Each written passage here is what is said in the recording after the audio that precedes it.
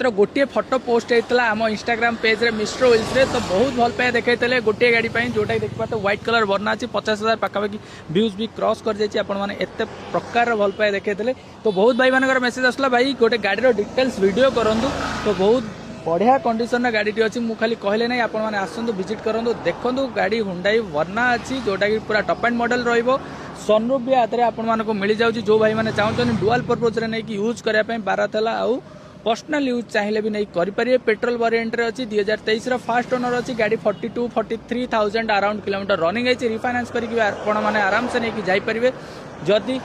100 kilometre भितर radius रे आपण आसुन भुवनेश्वर ताले आपण सेम डे रे भी रिफाइनान्स करके मिस्टर व्हील्स कार्स नहीं जापरेंगे मात्र डाउन पेमेंट 1.5 लाख रु 2 लाख टका धरिक आसतु रिफाइनान्स करके हुंडाई वर्ना 2023 जबरदस्त प्राइस रे नहीं जापरेंगे जदि आपण माने हमकु फॉलो आउ सब्सक्राइब करते